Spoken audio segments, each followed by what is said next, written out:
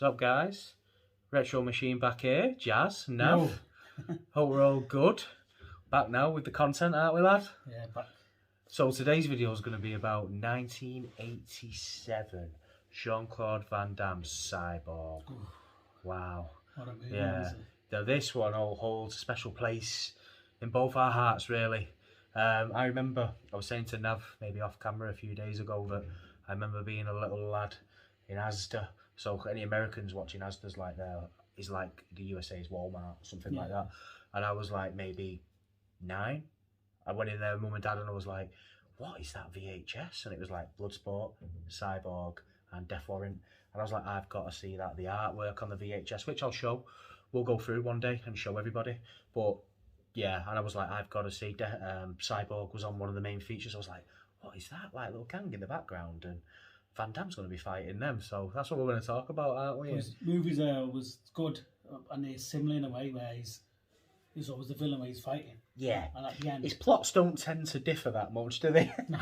But it's so good to watch, aren't they? I mean, he always has to overcome that villain, that main villain. yeah. And I don't know what everybody else thinks. We were talking about it, weren't we, before? I think Fender, played by Vincent Klein, as you all probably know if you're a fan of Van Damme, he's one of the, everyone talks about like Bloodsport, Bolo Young, Kickboxer, Tompo, but I don't think Vincent Klein gets talked about, does he, as like a worthy opponent? Compared to the other ones, like from like all the villains in Double Impact and all the Yeah, other he doesn't get mentioned that much, does he? And then you watch it back and you think, wow, he's credible and like he's a beast. He's big. Oh, that physique, he's ripped up. It's almost impossible in that movie for Jean-Claude Van Damme or Gibson in the movie.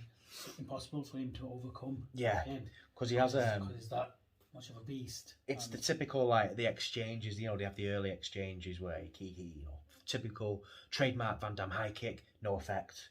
And you're thinking, wow, this, you know, even though you think, you know, Fender's not like, doesn't look like he's got the martial arts training like Van Damme's typical opponents, but he's big, he can take a shot, and, you know, if he gets you, just nothing happens, he's just a beast, isn't he? Jean-Claude Van Damme hits him in that few times, and nothing affects him then.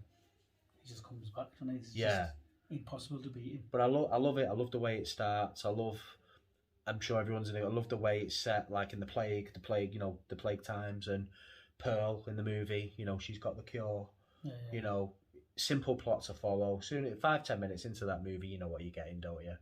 You know what you're getting. Van Damme's a slinger, if you like. You know, kills pirates. Fender killed his family. You know, keeps getting those flashbacks, doesn't he? Yeah, those flashbacks that sort of in a way drives him on. Because he gets on and he's like, keeps on thinking about it, dreaming of it, waking up. Then obviously he has to get revenge. Obviously. Yeah.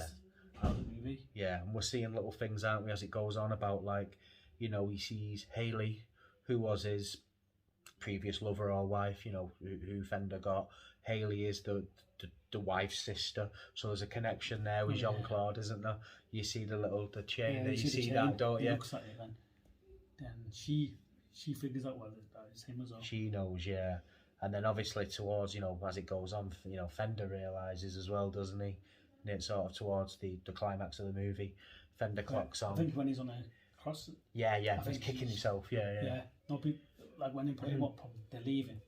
Which is a great scene, by the way. Looks, then he turns around and Fender to see it. That voice, he goes, "Haley," don't he? It's like a monster voice. You know, I love about that. You know, I don't know if you probably rewatched it back recently, didn't you? You know when they have the final fight. Obviously, it starts raining. They're both tops off, like, rah.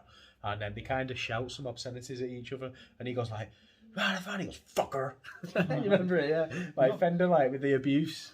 Fucker. Got a few swear words in where it just catches you off guard, doesn't it? Yeah. Where you think it's a good family movie where it is. Yeah. Sometimes you get the odd swear words, you're like.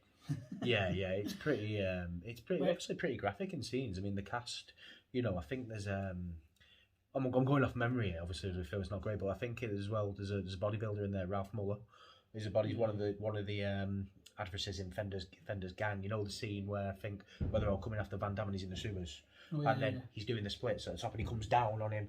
He kills him down. I think that's Ralph Muller, who's like friend of Schwarzenegger, big bomber bodybuilder, big guy. So some of them gang members were pretty intimidating as well, weren't they? But Vincent Klein, who plays Fender, you know, if everyone knows this, I only found this out a few years ago. Vincent Klein, for anyone who doesn't know, was pretty. I'm pretty sure he was like a professional surfer. So he was doing his thing, and the director of Cyborg was obviously looking for a villain to fit the movie, and he seen him surfing, and he was like, "Oh my god, what is that? Who's that guy? He's the eyes, rips up, surfing," and he was like,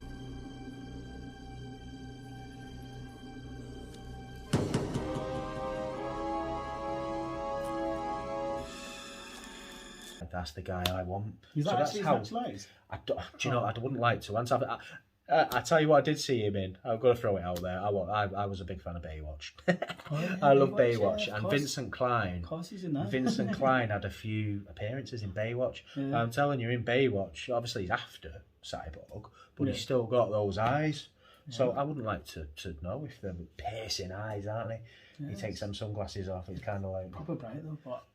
Oh, he just looked peaked. He's like torturing them and like, you know, all the thing, and then he takes the glasses off to look into his eyes before he kills you. It's pretty graphic stuff, isn't it? Like that's the thing. That's obviously you can't see his eyes, and then he just takes them off, and he just looks a bit more. Yeah. I think Cyborg is underrated, and I know obviously we'll do future videos, won't we? On like. He's not talk about much Cyborg. No, I don't think so. Somewhere like Bloodsport and all that. Yeah, I think when we said on we said on Over the Top, didn't we? We said that like we don't see that film appear much in the UK, do we? No, we don't see Over the Top, and I would say Cyborg's in that bracket, don't you think? Definitely. Like, you know, you've got the classic like ITV4, ITV2, different channels where you think some of the Van Damme films will pop up on. I don't see Cyborg that much, you know. It never comes up.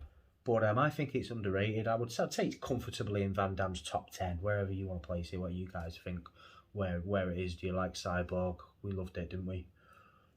Just always remember seeing it in Blockbuster Video. We used to pick all. Obviously, you're right, because you used to go past all the videos, but never used to pick that. But at times I remember seeing it, and we did eventually get it. Obviously watch it and that. Yeah. Well, I think the artwork on it, like we discussed, I mean, I'll show the VHS. Obviously, you've probably seen the VHS and ways. I think like Van Damme's holding, you know, he's got the gun like that. He's holding the gun like that, and you can see Fender sort of in the back. So you're looking, you're thinking, it caught my eye straight away. I was like, I've got to see that. Yeah. I remember because obviously you have to be 18 to see it, and in those days, you know, your mum and dad were like, you're not 18, you're not watching that. And I was like, I've got to see this. And I'd seen Van Damme. I was exposed to Van Damme quite early. You know, Schwarzenegger, Van Damme story. I would say Van Damme was the one I gravitated to the most. Yeah. You know, and I thought, I've got to see this. And when I finally did, it didn't disappoint. Mine was, I'm not going to lie, mine was Arnold Schwarzenegger. Oh, yeah, well, yeah, so Schwarzenegger. Mine was his, and I remember couldn't get saved to get Terminator 2. Because Terminator 1 was 18, Terminator 2 was 15. Yeah. So, obviously, back then I couldn't get saved. I was like, I think I might have been 11 or 12 or something. So my mum and dad were like, no, we're not getting it for you. So I had to get my uncle. My mum's brother. He was the one who said, oh, come on, I'll buy it. And then he bought me Terminator 2. Yeah.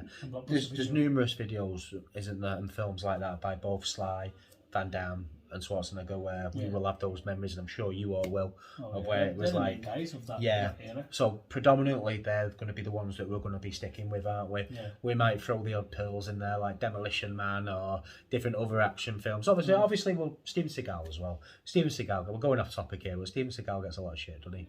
He does, doesn't he? He gets a lot of hate, especially with what he does, what he looks like now, and he's a bit overweight. But I dug the Seagal movies like not Hard Targets, Van Damme, Hard to Kill. Nico is an underrated film. Wonder Siege, you know, so we'll cover all that, won't we? But yeah, let us know in the give us some feedback on Cyborg 1987. I think definitely 100%. And I'm not just saying that. If you've not watched it, honestly, get it and watch it. These days you can look on YouTube, or you can go on a memory stick or whatever. But honestly, 100% watch it, because even though it's old, when you watch it, it's just that it holds up, doesn't it? It holds up. Really holds up, I think, for an action movie and the plot.